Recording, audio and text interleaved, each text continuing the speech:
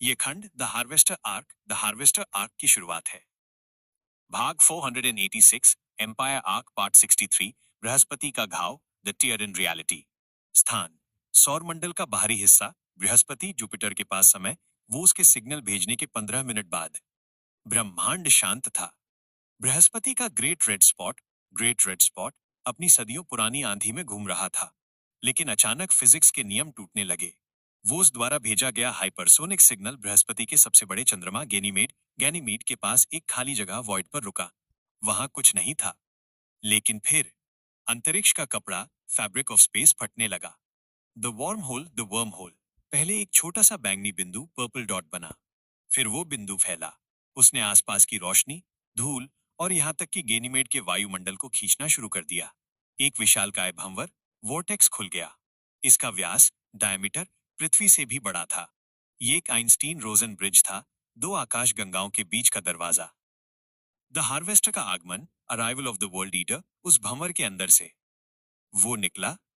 राघव ने आईएनएस प्रलय की स्क्रीन पर जो देखा, उसने उसकी रूह कंपा दी। ये कोई जहाज नहीं था।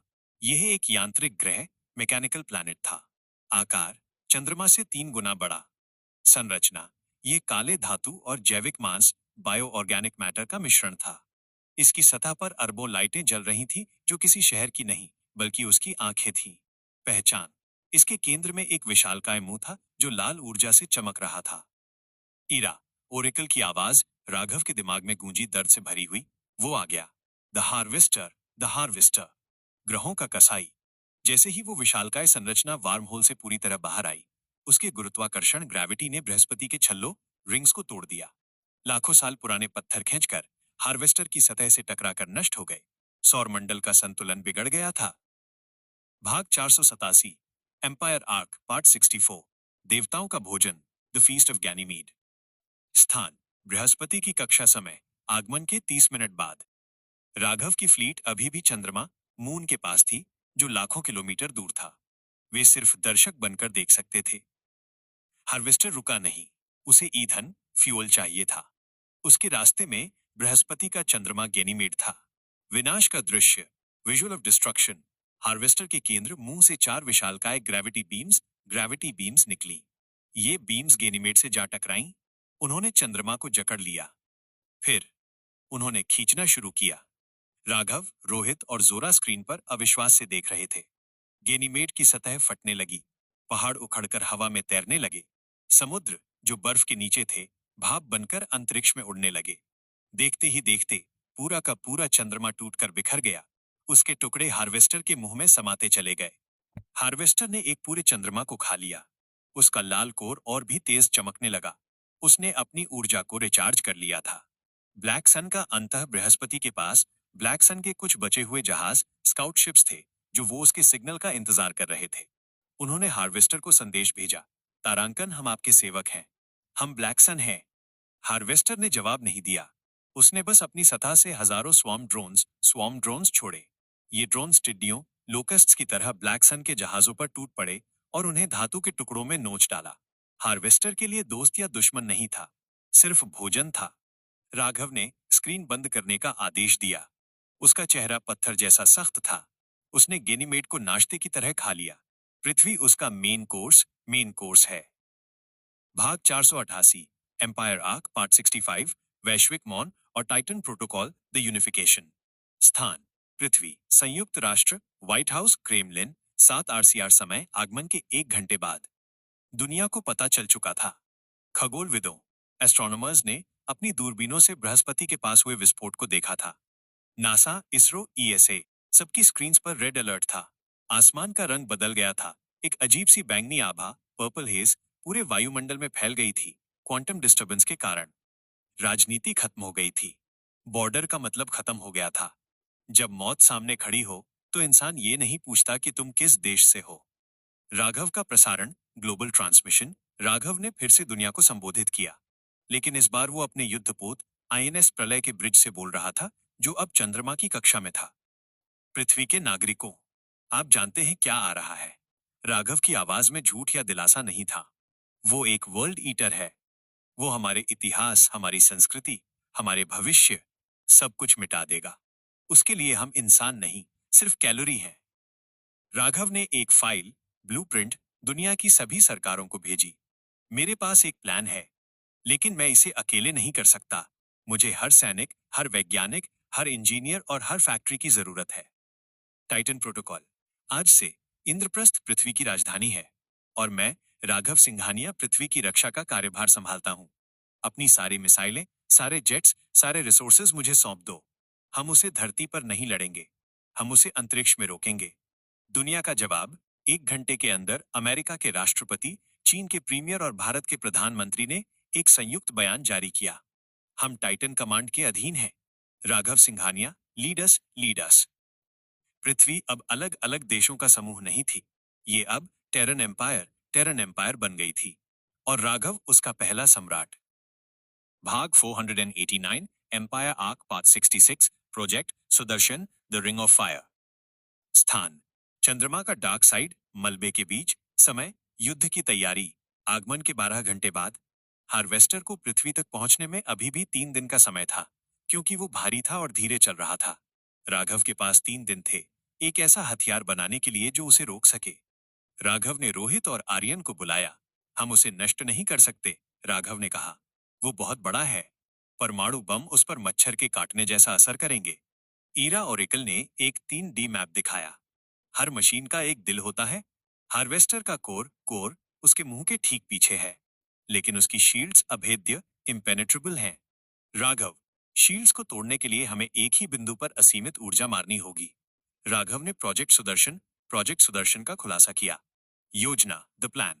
1, संसाधन, वो उसकी नष्ट हुई फ्लीट और ब्लैक सन के मून बेस का मलबा। 2, निर्माण, राघव के रोबोट्स और पृथ्वी से आए इंजीनियर्स मिलकर मलबे को जोड़ेंगे। 3, हथियार, वे एक जहाज नहीं बनाएंगे, वे एक विशालकाय रिंग बनाएंगे जो 10 किलोमीटर चौड़ी होगी। 4, फंक्शन, राघव की पूरी फ्लीट, 100 जहाज इस रिंग के पीछे खड़ी होगी। वे अपनी सारी ऊर्जा इस रिंग में फायर करेंगे। रिंग उस ऊर्जा को फोकस लेंस करेगी और उसे एक पतली अति शक्तिशाली बीम में बदल देगी। असेंबली, अगले 48 घंटे पागलपन भरे थे। चांद पर काम चल रहा था। हजारों ड्रोन्स मलबे को वेल्ड कर रहे थे। पृथ्वी से सप्लाई रॉकेट्स आ रहे थे। रोहित सो नहीं रहा था। अगर ये लेंस 0.1 डिग्री भी टेढ़ा हुआ तो बीम हमारे ही जहाजों को उड़ा देगी। तीसरे दिन की सुबह, सुदर्शन चक्र तैयार था। यह अंतरिक्ष में तैरता हुआ एक विशालकाय धातु का छल्ला था। राघव ने इसे देखा। उम्मीद है ये काम करेगा। भाग 490, empire arc part 67, Lakshman Rekha, the asteroid belt defence. स्थान, मंगल और बृहस्पति के बीच, द एस्ट्रॉइड बेल्ट। समय, हार्वेस्टर के पहुंचने से 6 घंटे पहले। राघव ने फैसला किया कि युद्ध पृथ्वी या चांद के पास नहीं होगा। अगर हार्वेस्टर गलती से भी पृथ्वी के गुरुत्वाकर्षण क्षेत्र में आया तो तबाही मच जाएगी। युद्ध का मैदान चुना गया। एस्टेरॉइड बेल्ट, क्षुद्र ग्रह घेरा। द फ्लीट जंप, राघव की टाइटन आमडा, अब 150 जहाज पृथ्वी के नए शिप्स मिलाकर और विशालकाय सुदर्शन रिंग, जिसे रस्सों ट्रैक्टर बीम से खींचा जा रहा था, तैयार थे। राघव ने ब्रिज पर अपनी टीम को देखा। Rohit, technical incharge. Zora, ground boarding team incharge. Kasumi, stealth operations. Ananya, पृथ्वी पर रहकर कम्युनिकेशन संभाल रही थी। राघव ने माइक लिया। ये हमारी आखिरी दीवार है। अगर हम यहां हारे तो पीछे हटने के लिए कोई घर नहीं बचेगा। Fleet, initiate hyper jump. Flash, पूरी सेना एक साथ गायब हुई और पलक झपकते ही लाखों किलोमीटर दूर एस्टेरॉइड बेल्ट में प्रकट हुई। दुश्मन का आगमन, सामने सितारों के बीच वो दानव आ रहा था। हार्वेस्टर, वो इतना बड़ा था कि एस्टेरॉइड्स उससे टकराकर धूल बन रहे थे। उसके चारों तरफ लाखों स्वार्म ड्रोन्स का बादल था। राघव ने अपनी कुर्सी पर पकड़ मजबूत की। उसने अपनी कलाई पर बंधे सन हैमर को एक्टिवेट किया। सुदर्शन रिंग को पोजीशन में लाओ। Shields up. Clash, the first move. Harvester ने राघव की छोटी सी सेना को देखा। उसने रुकने की जहमत नहीं उठाई। उसने अपनी मुंह मौ खोली। लाल ऊर्जा जमा होने लगी। वो बात नहीं कर रहा था, वो फायर करने वाला था। राघव, रोहित, सुदर्शन को चार्ज करो। सारी पावर डाइवर्ट करो। रोहित, चार्जिंग।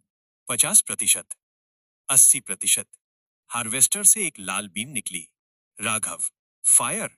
राघव की फ्लीट से नीली बीम निकली, सुदर्शन रिंग से गुजरी और एक सफेद नीली डेथ रे में बदल गई। लाल और नीली ऊर्जा अंतरिक्ष के बीचों बीच टकराई। Boom, silent shockwave. टकराव इतना भयानक था कि आसपास के 100 किलोमीटर के एस्ट्रॉइड्स वाष्पीकृत, वेपराइज्ड हो गए। युद्ध शुरू हो चुका था, और ये सिर्फ पहली गोली थी। कहानी का विश्लेषण। Parts 486-490 and. 1. स्केल। गेनीमेड चंद्रमा का विनाश दिखाकर विलेन की ताकत, पावर लेवल स्थापित की गई। 2. यूनिटी, पृथ्वी का एकजुट होना और टेरन एम्पायर का बनना। 3. इनोवेशन, प्रोजेक्ट सुदर्शन माइनस पुराने मलबे से नया सुपर वेपन बनाना। 4. एक्शन, एस्ट्रॉइड बेल्ट में एक ऐतिहासिक बीम क्लैश। Beam clash. ये रही एम्पायर आर्क की अगली कड़ी, भाग 491 से 495। इस खंड में युद्ध का पैमाना, स्केल बदल जाता है। यह अब जहाजों की लड़ाई नहीं है, बल्कि जीवित रहने का संघर्ष है। राघव और उसकी टीम को उस दानव हार्वेस्टर के पेट के अंदर जाना होगा, जहां मशीन और मांस एक होकर नरक का निर्माण करते हैं। भाग 491, एम्पायर आर्क पार्ट 68, टिड्डियों का बादल, द इन्फिनिट स्वॉर्म। स्थान, एस्ट्रॉइड बेल्ट। समय, बीम क्लैश के तुरंत बाद। लाल, हार्वेस्टर और नीली, सुदर्शन ऊर्जा की टक्कर से एक शॉकवेव निकली जिसने दोनों सेनाओं को पीछे धकेल दिया। सुदर्शन रिंग के कूलिंग वेंट्स से धुआं निकल रहा था। रोहित, रिंग ओवरहीट हो रही है। हमें रिचार्ज के लिए 10 मिनट चाहिए। लेकिन हार्वेस्टर उन्हें 10 सेकंड भी नहीं देने वाला था। हार्वेस्टर की सतह पर मौजूद लाखों छोटे छिद्र, पोरेस खुल गए। उनमें से काले धब्बे निकलने लगे। ये बायोड्रोन्स थे। आकार, एक कार के बराबर। बनावट, धातु के पंख और जैविक आंखें। संख्या, करोड़ों में। ये ऐसा लग रहा था जैसे अंतरिक्ष में काली आंधी आ गई हो। राघव ने रडार देखा। स्क्रीन पूरी लाल हो गई थी। वे मिसाइल नहीं हैं, वे दीमक हैं। वे हमारे जहाजों को खा जाएंगे। The swarm war. राघव, सभी जहाज, डिफेंसिव स्फीयर, गोलाकार व्यूह बनाओ। Fire eight will. राघव की फ्लीट ने गोलियां बरसानी शुरू की। हर सेकंड हजारों ड्रोन्स नष्ट हो रहे थे, लेकिन उनकी जगह लाखों और आ रहे थे। ड्रोन्स राघव के जहाजों पर चिपक रहे थे और उनकी धातु को चबा रहे थे। आईएनएस वायु ड्रोन्स ने उसके इंजन को ढक लिया। इंजन जाम हुआ और जहाज फट गया। Boom. Fighter jets, Pushpak jets मक्खियों की तरह लड़ रहे थे, लेकिन दुश्मन की तादाद बहुत ज्यादा थी। राघव समझ गया कि वे ये लड़ाई बाहर से नहीं जीत सकते। ये गणित का खेल है और हम हार रहे हैं। हमें इसके दिमाग, कोर को मारना होगा। भाग 492, एम्पायर आर्क पार्ट 69, आत्मघाती घुसपैठ, into the mouth of madness. स्थान, हार्वेस्टर का लॉन्च बे, मुंह के पास। समय, हमले के 15 मिनट बाद। राघव ने कमांड जोरा और कासुमी को दी। मैं अंदर जा रहा हूं। प्रलय को यहीं रखो और रिंग को बचाओ। The team. इस मिशन के लिए राघव ने सबसे छोटी और घातक टीम चुनी। 1. Raghav, power house. 2. General Zora, heavy weapons. 3. Rohit, technical hacking. 4. Kasumi, pathfinder, रास्ता खोजने वाली। वे एक विशेष बोरिंग पॉड माइनस ड्रिल वाला जहाज में बैठे। राघव ने पॉड को मैनुअली कंट्रोल किया। रोहित, शील्ड्स को आगे करो। हम सीधे उस बादल के बीच से जाएंगे। द डाइव, पॉड स्वॉर्म के बीच में घुस गया। ड्रोन्स पॉड से टकरा रहे थे। थर्ड, क्रंच, बाहर अंधेरा था, सिर्फ ड्रोन्स की लाल आंखें दिख रही थीं। राघव ने हार्वेस्टर के वेंटिलेशन पोर्ट, जहां से ड्रोन्स निकल रहे थे, को निशाना बनाया। पकड़ के बैठो। राघव ने पॉड को फुल स्पीड में उस पोर्ट के अंदर डाल दिया। वे हार्वेस्टर की बाहरी दीवार को पार कर अंदर घुस गए। राघव ने क्रैश लैंडिंग की। पॉड धातु और मांस की एक दीवार से टकराकर रुका। एयरलॉक खुला। वे अंदर थे, दानव के पेट में। भाग 493, एम्पायर आर्क पार्ट 70, जैविक नरक, बायोमेक नाइटमेयर। स्थान, हार्वेस्टर का इंटीरियर, सेक्टर 4। समय, लैंडिंग के तुरंत बाद। अंदर का नजारा किसी बुरे सपने जैसा था। ये जगह पूरी तरह मशीन नहीं थी। दीवारें सांस ले रही थीं। धातु के पाइपों से तेल नहीं, बल्कि काला खून टपक रहा था। हवा में सड़े हुए ओजोन और मांस की गंध थी। गर्मी बहुत ज्यादा थी। रोहित ने उल्टी करने जैसा मुंह बनाया। ईव, हम कहाँ हैं? ये जहाज है या किसी की आंतें? इंटेस्टेंस, कासुमी ने स्कैन किया। राघव, कोर यहां से 5 किलोमीटर नीचे है, लेकिन रास्ता आसान नहीं है। The antibodies. अचानक दीवारों से कीचड़, स्लाइम टपकने लगा। फर्श से अजीब से जीव पैदा होने लगे। ये गार्जियन बीस्ट्स थे, बिना आंखों वाले, नुकीले दांतों वाले जीव, जिनके शरीर में मशीन गन्स फिक्स थीं। जहाज ने अपनी इम्यून सिस्टम को एक्टिवेट कर दिया था, वायरस राघव की टीम को मारने के लिए। फाइट। जोरा, आ जाओ बदसूरत कीड़ों। जोरा ने अपनी rotary plasma cannon mini gun चलाई। नीली आग ने गलियारे को रोशन कर दिया। बीस्ट के चिथड़े उड़ने लगे। राघव, उसने सन हैमर का इस्तेमाल किया। उसने एक फ्लेम वेव छोड़ी, जिससे जैविक दीवारें जलने लगी। रास्ता बनाओ। वे गलियारों में भाग रहे थे, लड़ रहे थे। हर कदम पर मौत उनका इंतजार कर रही थी। भाग 494, एम्पायर आर्क पार्ट 71, दिल की धड़कन, the core of dying stars. स्थान, हार्वेस्टर का सेंट्रल कोर चैम्बर। समय, 1 घंटे की लड़ाई के बाद। अंततः वे केंद्र में पहुंचे। एक विशालकाय दरवाजा, जो हड्डियों और टाइटेनियम से बना था, राघव के वज्र के प्रहार से टूट गया। अंदर का नजारा देखकर उनकी सांसें थम गईं। ये कोई बैटरी या रिएक्टर नहीं था। कमरे के बीचों बीच एक छोटा तारा, ड्वार्फ स्टार, कायद था। इसे गुरुत्वाकर्षण जंजीरों, ग्रेविटी चेन से बांधकर रखा गया था। ये तारा हार्वेस्टर को ऊर्जा दे रहा था। ईरा, ओरेकल की आवाज उनके ईयरपीस में आई। राघव, ये मृत तारा डाइंग स्टार है। अगर तुम इसकी जंजीरें तोड़ दो तो ये तारा सुपरनोवा बन जाएगा और हार्वेस्टर को अंदर से भस्म कर देगा। समस्या, तारे के चारों तरफ एक एनर्जी बैरियर था। रोहित कंसोल पर दौड़ा। मैं बैरियर हटा सकता हूं, लेकिन ये सिस्टम बहुत जटिल है। मुझे 5 मिनट चाहिए। अंतिम रक्षक। तभी तारे के पीछे से एक परछाई निकली। ये हार्वेस्टर का अवतार था। एक 15 फीट लंबा, शुद्ध धातु का रोबोट, जिसके 4 हाथ थे और हर हाथ में डार्क सेबर। उसने बिना बोले हमला कर दिया।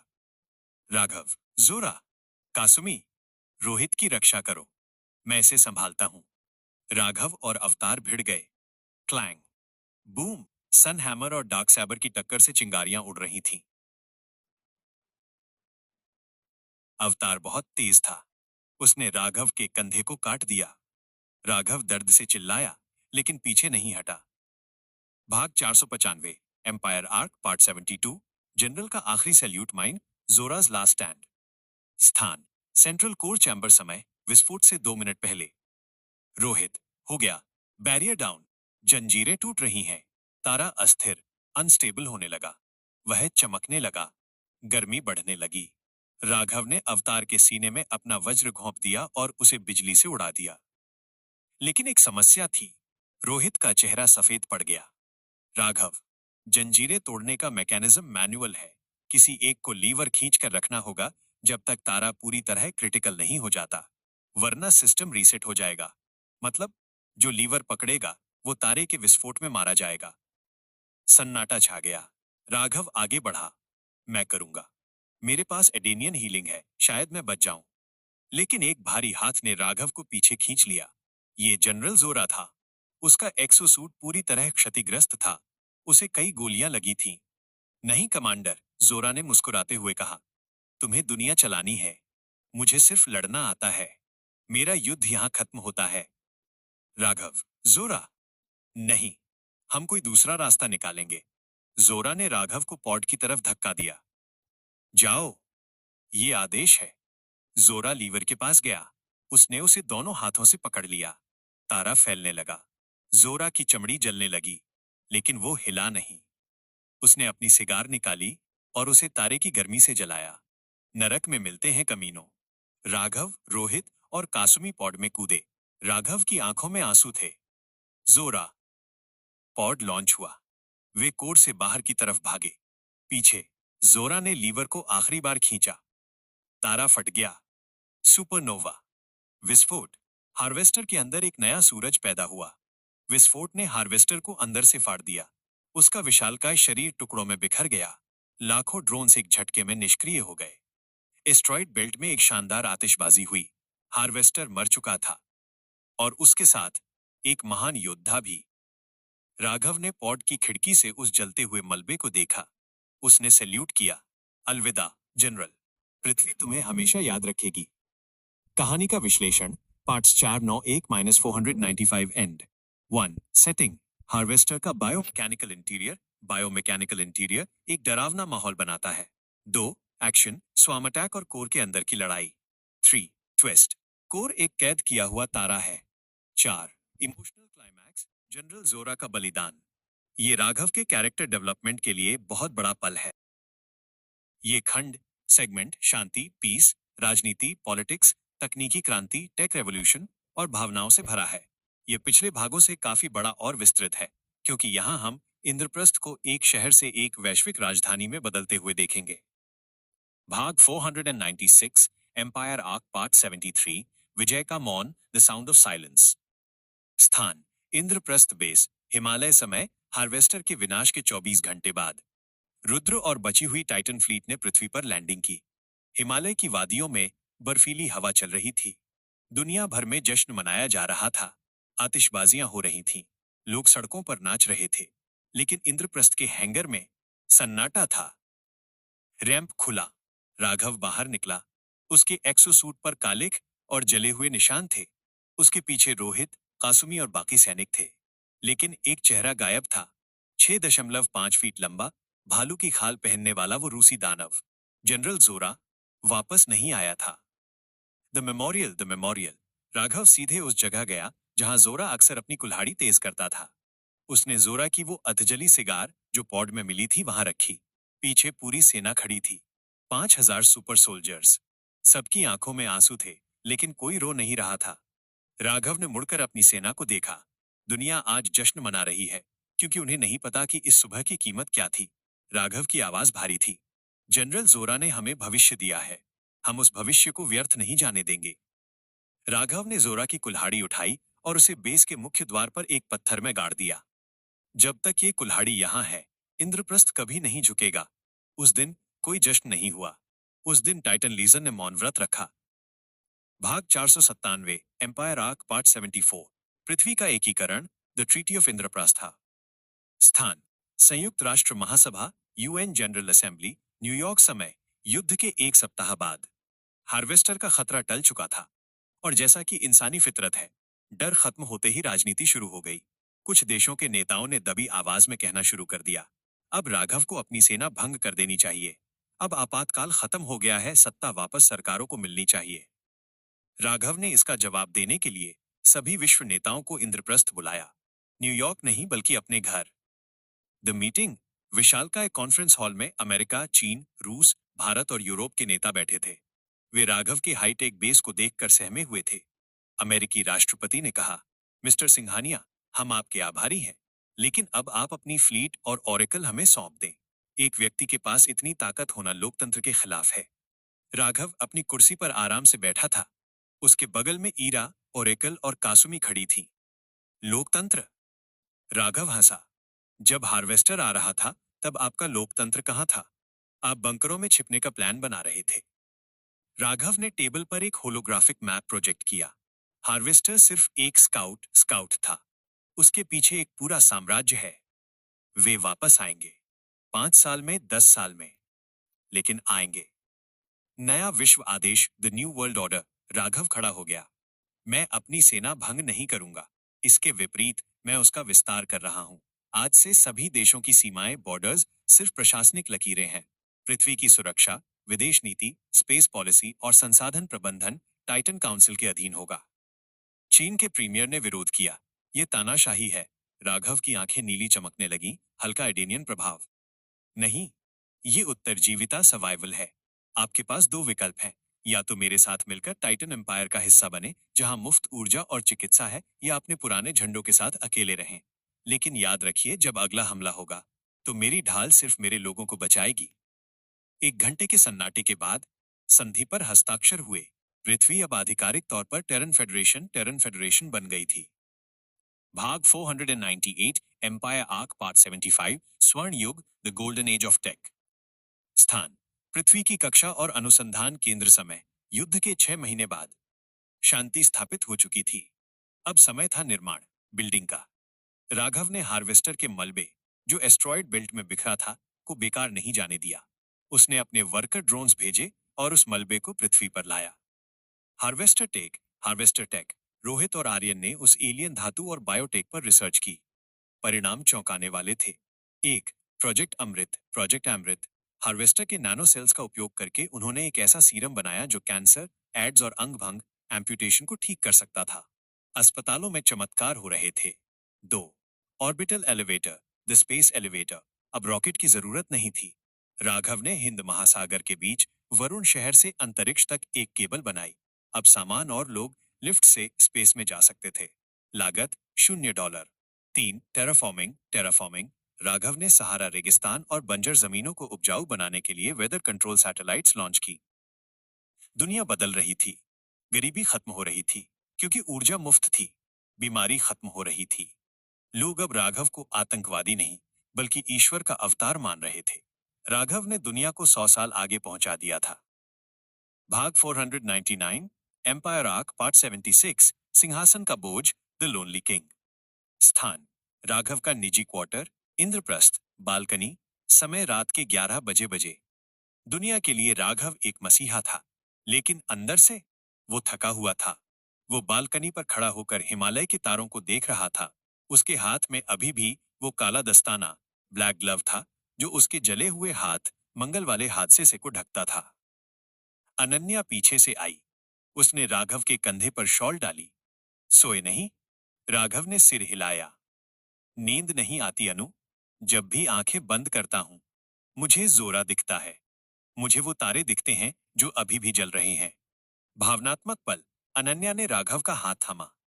तुम खुद को भगवान समझने की गलती मत करो राघव। तुम सबको नहीं बचा सकते। जोरा ने अपनी मर्जी से बलिदान दिया था। राघव, मुझे डर है अनु। ये शांति, ये तूफान से पहले की शांति है। मैंने दुनिया को एकजुट तो कर दिया, लेकिन क्या मैं उन्हें बचा पाऊंगा?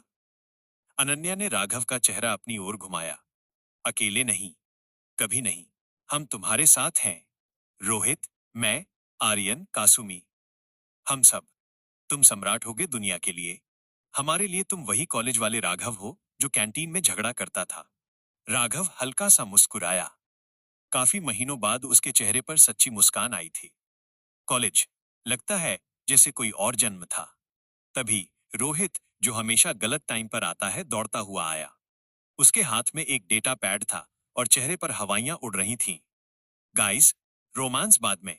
ईरा ने हार्वेस्टर के ब्लैक बॉक्स को डिकोड कर लिया है। तुम्हें ये देखना होगा। भाग 500, एम्पायर आर्क पार्ट 77, ब्रह्मांड का नक्शा, द मैप ऑफ 7 गैलेक्सीज। स्थान Oracle chamber, the Oracle chamber. समय रात के 11:30 बजे। ईरा हवा में तैर रही थी और उसके चारों तरफ होलोग्राफिक डेटा का एक तूफान था। राघव, अनन्या और रोहित वहां पहुंचे। क्या मिला? राघव ने पूछा। ईरा ने अपनी आंखें खोली। हार्वेस्टर कोई अकेला जानवर नहीं था, वो एक पालतू कुत्ता था। ईरा ने ब्रह्मांड का एक विशाल नक्शा खोला। सच्चाई, द ट्रूथ। नक्शे पर 7 आकाशगंगाएं, गैलेक्सीज दिखाई गईं, और उन सब पर एक काला निशान था। ईरा, ये द कंज्यूमर्स का साम्राज्य है। वे एक टाइप की 3 सिविलाइजेशन हैं। वे ग्रहों पर नहीं रहते। वे तारों, स्टार्स की ऊर्जा को चूसकर जिंदा रहते हैं। हार्वेस्टर सिर्फ संसाधन जमा करने वाला एक माइनिंग शिप था। असली सेना, उनके पास स्टार किलर्स हैं। ईरा ने एक विशिष्ट बिंदु पॉइंट को जूम किया, जो हमारी मिल्की वे गैलेक्सी से बहुत दूर था। ये उनका होम वर्ल्ड है, या कहें उनका सिंहासन। राघव का फैसला। रोहित डर गया। टाइप 3? हम तो अभी टाइप 1 बने हैं। हम उनसे कैसे लड़ेंगे? ये तो चींटी और हाथी की लड़ाई है। राघव ने नक्शे को घूरा। उसकी आंखों में वो पुरानी आग वापस आ गई। अगर वो हाथी हैं, तो हम वो चींटी बनेंगे जो सूंड में घुसकर उसे पागल कर देती है। राघव ने मुड़कर अपनी टीम को आदेश दिया। हमें समय चाहिए। 5 साल, या शायद 10 साल। एक रोहित, मुझे एक फ्लीट नहीं, एक आर्मडा चाहिए। 10,000 युद्धपोत। 2 आर्यन, गैलेक्टिक कम्युनिकेशंस तैयार करो। हमें देखना है कि क्या ब्रह्मांड में कोई और भी है जो उनसे लड़ रहा है। रेबल्स। 3 कासुमी, नए सैनिकों की भर्ती शुरू करो। सिर्फ इंसानों की नहीं। अगर मंगल या वरुण पर कोई पुराना हाइब्रिड जिंदा है, तो उसे भी भर्ती करो। राघव ने खिड़की से बाहर देखा। हम इंतजार करेंगे। हम अपनी ताकत बढ़ाएंगे। और जब हम तैयार होंगे, तो हम डिफेंस नहीं करेंगे। हम उनके घर जाएंगे और उनका सिंहासन जला देंगे। End of empire arc, PHASE1। कहानी का विश्लेषण। Parts 496-500 end 1। पेसिंग। यह खंड धीमा और गहरा था। युद्ध के बाद की वास्तविकता को दिखाया गया। 2। कैरेक्टर। राघव का एक परिपक्व शासक, रूलर में बदलना और जोरा को श्रद्धांजलि। 3. सेटअप। अगले बड़े आर्क के लिए मंच तैयार कर दिया गया है। दुश्मन कंज्यूमर्स का स्तर बहुत ऊंचा, टाइप 3 कर दिया गया है। 4. Technological leap. पृथ्वी अब एक साधारण ग्रह नहीं बल्कि एक इंटरस्टेलर पावर बन चुकी है। ये एक बहुत ही दिलचस्प मोड़ है। एक ब्रह्मांडीय सम्राट एम्परर जो एलियन से लड़ता है, अब एक साधारण इंसान बनकर दिल्ली की गलियों में सुकून और प्यार तलाशने जाएगा। ये कहानी अलादीन और जैस्मीन वाइब देगी, जहां एक राजा अपनी पहचान छिपाकर आम लोगों के बीच जाता है। इस आर्क का नाम होगा द ह्यूमन हार्ट आर्क, मानव हृदय आर्क। इसमें हम 50 भागों में एक धीमी, गहरी और इमोशनल लव स्टोरी देखेंगे। भाग 501 लव स्टोरी आर्क पार्ट 1, सोने का पिंजरा, द गोल्डन केज। स्थान इंद्रप्रस्थ बेस, राघव का निजी कक्ष। समय हार्वेस्टर युद्ध के 6 महीने बाद। राघव अपनी बालकनी पर खड़ा था। नीचे हजारों ड्रोन्स और रोबोट्स काम कर रहे थे। दुनिया सुरक्षित थी। टेरन एम्पायर अपनी चरम सीमा पर था। लेकिन राघव अकेला था। उसके पास बात करने के लिए सिर्फ जनरल्स, मंत्री और साइंटिस्ट्स थे। हर कोई उससे डरता था या उसकी पूजा करता था। अनन्या, रोहित और आर्यन अपने अपने विभागों, डिपार्टमेंट्स में इतने बिजी हो गए थे कि अब वे दोस्त कम और सहकर्मी ज्यादा लगते थे। राघव ने कांच में अपना प्रतिबिंब देखा। मैंने दुनिया जीत ली, राघव ने खुद से कहा। लेकिन मैं खुद को भूल गया। आखिरी बार मैंने चाय कब पी थी? आखिरी बार मैं बिना सुरक्षा घेरे के कब चला था? फैसला, द डिसीजन। राघव ने अपना सम्राट वाला कवच, आर्मर उतार दिया। उसने ईरा, ओरेकल को बुलाया। ईरा, मैं कुछ दिनों के लिए गायब हो रहा हूं। रोहित और कासुमी को बता देना कि मैं सीक्रेट मिशन पर हूं। मुझे ट्रैक न करें। ईरा ने अपनी सफेद आंखों से उसे देखा। आप कहां जा रहे हैं सम्राट? राघव ने एक साधारण जीन्स और सफेद शर्ट पहनी। वहां जहां लोग मुझे भगवान नहीं बस एक लड़का समझें। दिल्ली। नया चेहरा, द डिस्गाइज। राघव अपनी पहचान के साथ बाहर नहीं जा सकता था। उसने एक होलोग्राफिक मास्क, होलो मास्क डिवाइस अपनी गर्दन पर लगाया। एक बटन दबाते ही उसका चेहरा बदल गया। उसकी तीखी एडेनियन आंखें सामान्य भूरी हो गईं। उसके चेहरे के निशान गायब हो गए। वो अब राघव सिंघानिया नहीं, बल्कि एक साधारण 21 साल का लड़का लग रहा था। उसने अपना नया नाम रखा, रोहन। भाग 502 लव स्टोरी आर्क पार्ट 2। पुरानी दिल्ली का शोर, केओस एंड लाइफ। स्थान चांदनी चौक, दिल्ली। समय अगली सुबह 10 o'clock बजे। राघव अब रोहन ने किसी प्राइवेट जेट से नहीं बल्कि एक साधारण ट्रेन से दिल्ली में कदम रखा। स्टेशन से बाहर निकलते ही दिल्ली का शोर, धूल और गर्मी उसके चेहरे से टकराई। हॉर्न की आवाजें, रिक्शे वालों की चिल्लाहट और छोले भटूरे की खुशबू। राघव ने गहरी सांस ली। यह है जिंदगी, उसने मुस्कुराते हुए सोचा। इंद्रप्रस्थ की स्टेराइल स्टेराइल हवा के बाद ये धूल भी उसे इत्र लग रही थी। वो चांदनी चौक की संकरी गलियों में गया। उसने अपने डिजिटल गैजेट्स, घड़ी, कम्युनिकेटर सब बेस पर छोड़ दिए थे। उसके पास सिर्फ कुछ नकद रुपए और एक पुराना स्केच बुक, क्योंकि उसे ड्राइंग का शौक था जो युद्ध में कहीं खो गया था। पराठे वाली गली। राघव एक छोटी सी दुकान पर बैठा। भैया, 2 आलू पराठे, मक्खन मारकर। दुकानदार ने उसे देखा। बैठो उस्ताद, अभी आया। राघव वहां बैठा लोगों को देख रहा था। कोई ऑफिस जाने की जल्दी में था, कोई मोलभाव कर रहा था। उसे महसूस हुआ कि उसने इन लोगों को बचाया है, लेकिन वो इन्हें जानता तक नहीं। तभी उसकी नजर सामने वाली पुरानी किताबों की दुकान पर पड़ी। वहां एक लड़की खड़ी थी। भाग 503 लव स्टोरी आर्क पार्ट 3। लाल चुन्नी वाली लड़की, the girl with the fire. स्थान पुरानी किताबों की दुकान। समय सुबह 10:30 बजे। वो लड़की दुकानदार से बहस कर रही थी। उसने एक सिंपल सफेद कुर्ता और गले में लाल चुन्नी पहनी थी। उसके बाल खुले थे और हवा में उड़ रहे थे। उसकी आंखों में एक अजीब सी चमक और गुस्सा था। उसका नाम था मीरा। मीरा। मीरा। अरे काका, ये किताब हिस्ट्री ऑफ रिबेलियन 200 रुपए की है। आप 500 क्यों मांग रहे हो? स्टूडेंट हूं, लूटो मत। दुकानदार। अरे मैडम, ये एंटीक है।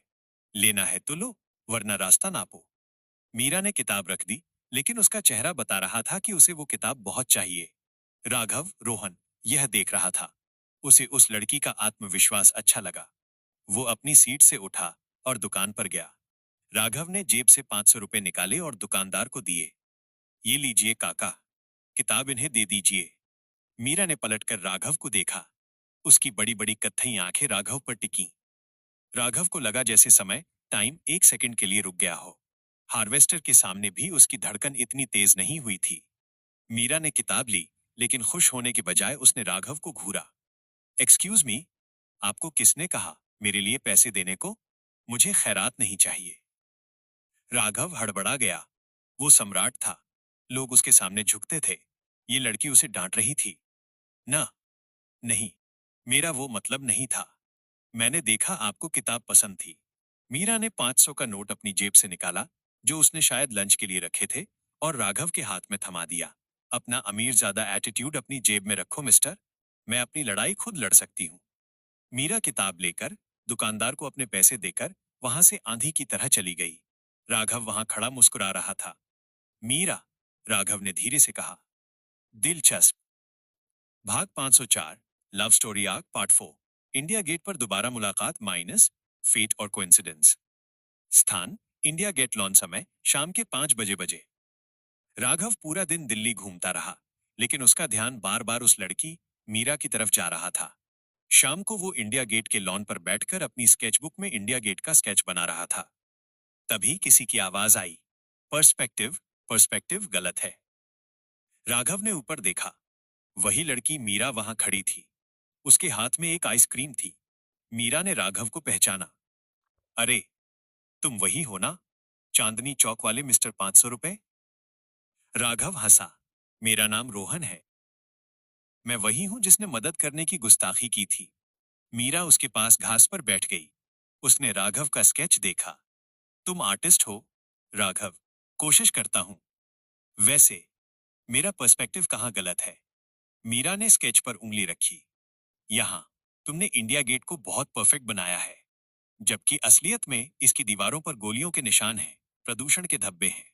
तुम चीजों को वैसा देखते हो जैसा तुम चाहते हो, न कि जैसी वो हैं। राघव हैरान था। ये लड़की बहुत गहरी थी। राघव, शायद तुम सही हो। वैसे तुम क्या करती हो? इतनी बागी रेबल क्यों हो? मीरा ने आइसक्रीम खाई।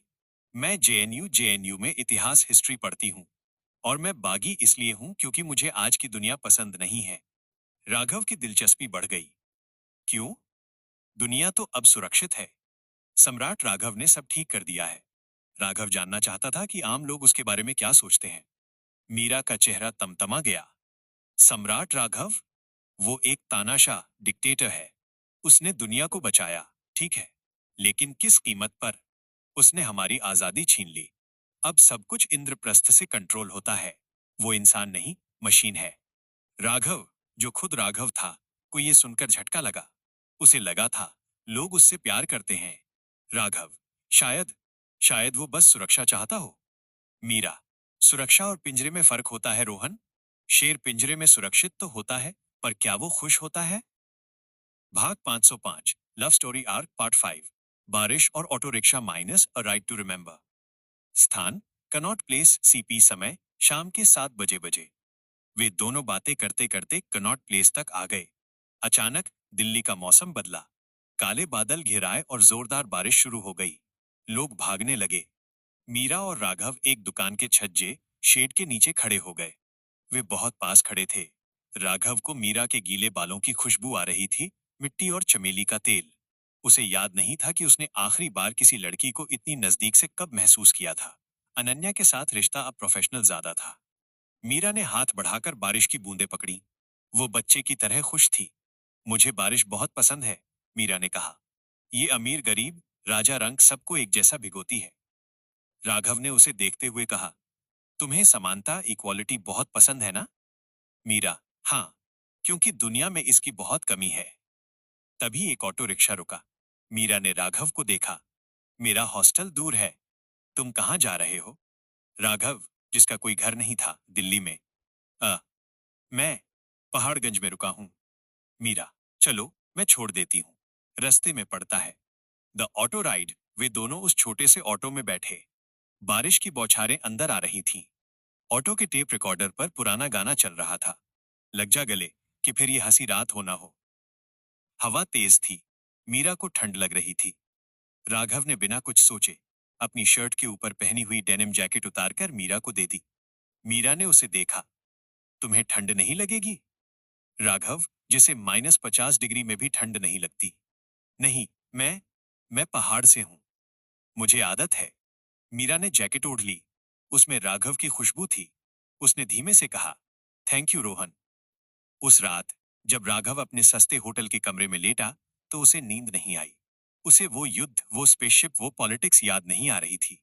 उसे सिर्फ वो लाल चुन्नी और बारिश की बूंदें याद आ रही थीं। ब्रह्मांड का सम्राट अपना दिल हार चुका था। कहानी का विश्लेषण। Parts 501-505 and 1।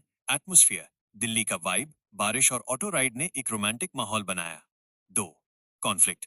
मीरा राघव की विचारधारा, आइडियोलॉजी से नफरत करती है, लेकिन रोहन राघव के इंसान रूप को पसंद करने लगी है। 3। आयरनी। राघव दुनिया का सबसे ताकतवर आदमी है, लेकिन मीरा के सामने वो सिर्फ एक आर्टिस्ट है। यहाँ भाग 506 से 510 प्रस्तुत हैं। भाग 506। Love story arc part 6। इतिहास की कक्षा और दो विचारधाराएं। स्थान।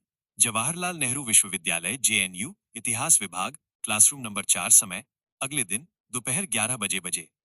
राघव रोहन के भेष में मीरा से मिलने उसके कॉलेज पहुंच गया। उसने एक ढीला ढाला कुर्ता और जीन्स पहनी थी और कंधे पर एक झोला टांगा था। वो किसी भी एंगल से ब्रह्मांड का सम्राट नहीं लग रहा था। क्लास चल रही थी।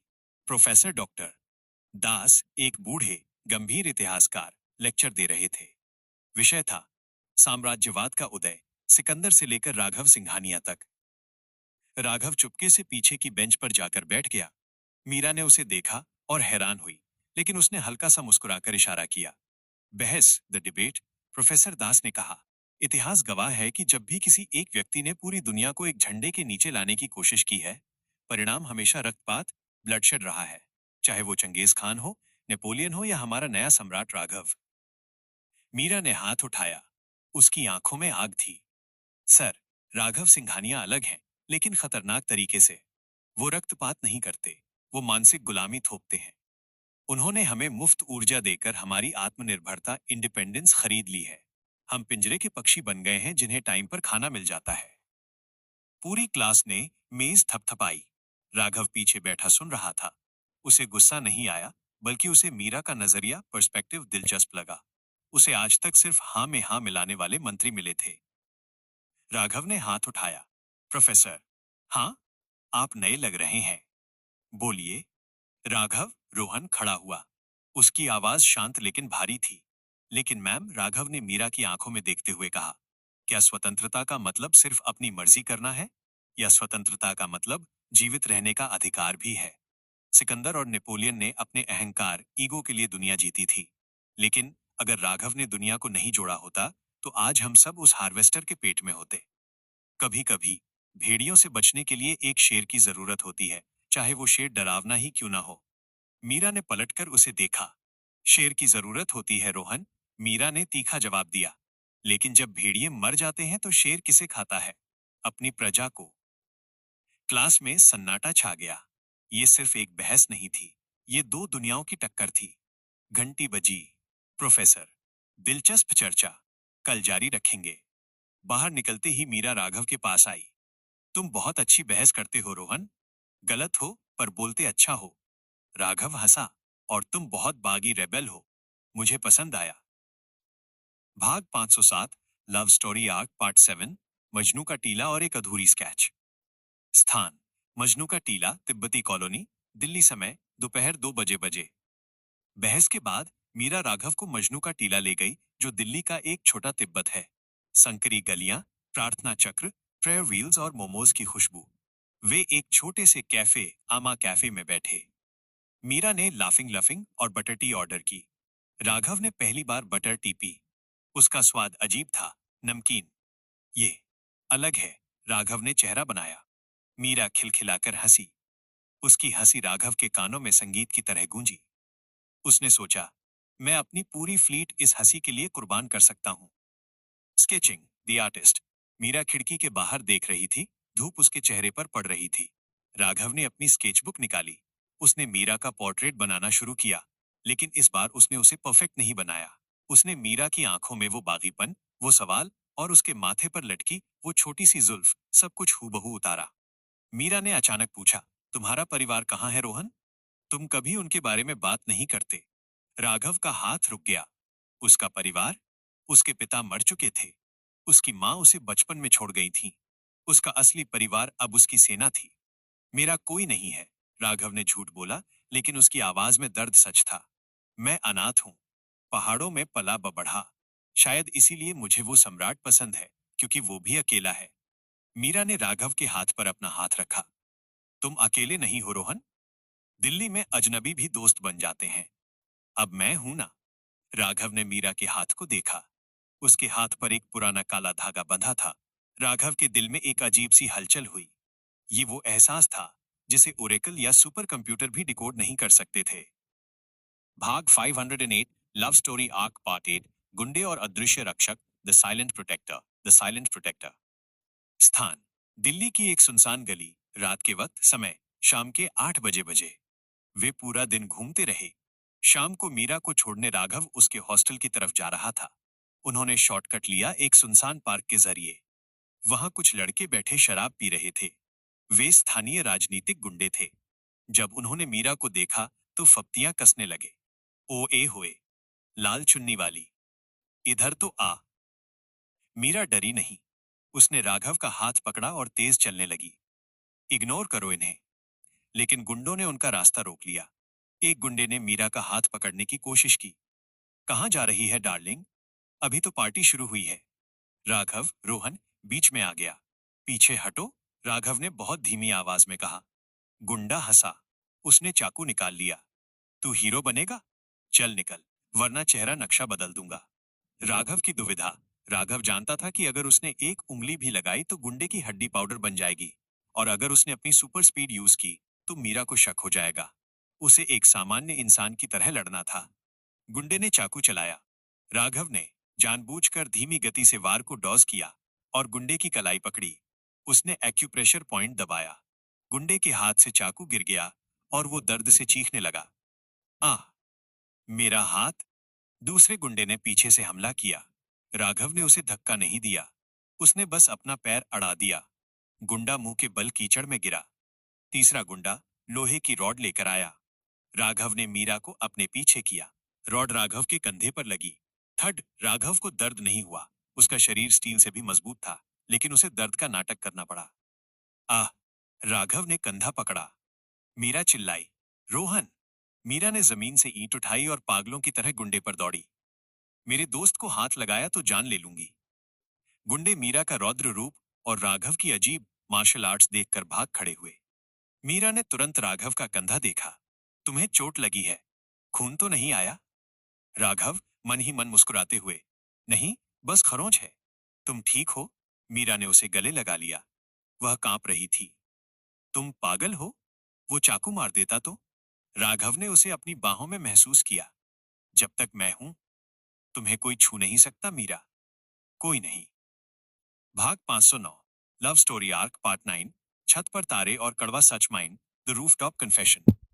स्थान, मीरा के हॉस्टल की छत। चोरी छिपे। समय रात के 10 बजे। हॉस्टल का गेट बंद हो चुका था, लेकिन राघव अपनी स्टील्थ स्किल से और मीरा छत पर पहुंच गए थे। वे पानी की टंकी के पास बैठे थे। दिल्ली के ऊपर तारे धुंधले दिख रहे थे, प्रदूषण की वजह से, लेकिन राघव के लिए ये नजारा गैलेक्सी से भी सुंदर था। मीरा राघव के घायल कंधे पर बर्फ लगा रही थी। रोहन, तुम अजीब हो, मीरा ने कहा। तुम्हें डर नहीं लगता? राघव, डरने के लिए कुछ होना भी तो चाहिए। मेरे पास खोने के लिए कुछ नहीं है। मीरा ने उदासी से आसमान देखा। मेरे पास था, मेरे पापा। राघव, क्या हुआ उन्हें?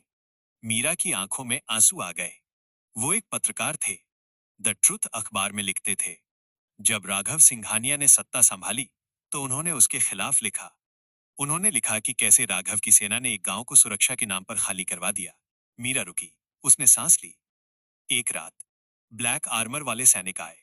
वो पापा को ले गए। उन्होंने कहा, पूछताछ होगी। वो आज तक वापस नहीं आए। राघव का दिल बैठ गया। उसे याद आया, शुरुआती दिनों में उसके जनरल्स ने विद्रोहियों को दबाने के लिए सख्ती की थी।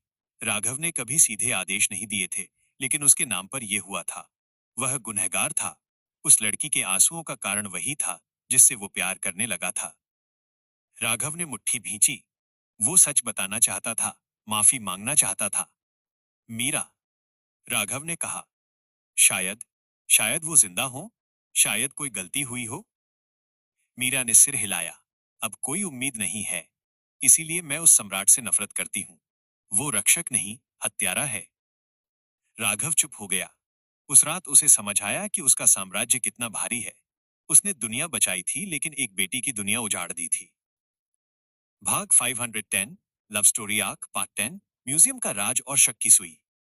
स्थान, नेशनल म्यूजियम, दिल्ली। समय, अगले दिन दोपहर 12 बजे।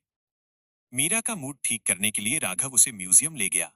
वे प्राचीन सभ्यताओं, एंशिएंट सिविलाइजेशंस वाले सेक्शन में थे। वहां एक नया प्रदर्शनी हॉल खुला था, द लॉस्ट आर्टिफैक्ट्स, खोई हुई कलाकृतियां। एक कांच के बॉक्स में एक अजीब सा धातु का टुकड़ा रखा था। पुरातत्वविदों, आर्कियोलॉजिस्ट्स ने उसके नीचे लिखा था, अज्ञात वस्तु, शायद हड़प्पा सभ्यता का कोई धार्मिक प्रतीक। उम्र 4000 साल।